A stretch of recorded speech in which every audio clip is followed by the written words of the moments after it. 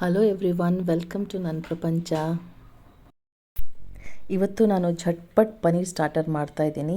ಜಾಸ್ತಿ ಏನು ಸಾಮಾನು ಬೇಡ ಮತ್ತು ಜಾಸ್ತಿ ಟೈಮು ತಗೊಳ್ಳೋದಲ್ಲ. ಇದು ಜಸ್ಟ್ ಪನ್ನೀರ್ ಇದ್ದರೆ ಕ್ಯಾಪ್ಸಿಕಮ್ ಮತ್ತು ಸ್ವಲ್ಪ ದಪ್ಪಗೆ ಹೆಚ್ಚಿರೋ ಈರುಳ್ಳಿ ಮತ್ತು ಸ್ವಲ್ಪ ಎಣ್ಣೆ, ಸ್ವಲ್ಪ ಕಸೂರಿ ಮೇಥಿ, ಉಪ್ಪು ಮತ್ತು ಮೆಣಸಿನ ಪುಡಿ ಸಾಕು. ಇಷ್ಟೇ ಇದರ ಇಂಗ್ರೀಡಿಯೆಂಟ್ಸ್.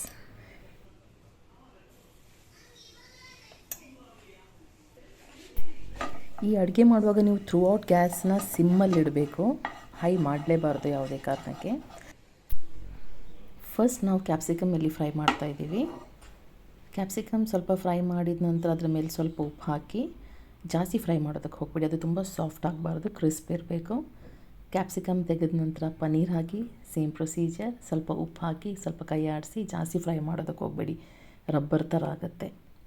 ಆಮೇಲೆ ಇದೆಲ್ಲ ಆದ ನಂತರ ಕ್ಯಾಪ್ಸಿಕಮ್ ಮತ್ತು ಪನ್ನೀರ್ ಎರಡೂ ಮಿಕ್ಸ್ ಮಾಡಿ ಅದರ ಮೇಲೆ ಕಸೂರಿ ಮೇಥಿ, ಚಿಲ್ಲಿ ಪೌಡರ್ ಮತ್ತು ದಪ್ಪಗೆ ಹೆಚ್ಚಿಟ್ಟಿರೋ ಈರುಳ್ಳಿ ಹಾಕಿ. ಅಷ್ಟೇ, ಜಾಸ್ತಿ ಏನು ಬೇಡ. So your crispy paneer capsicum starter is ready to heat.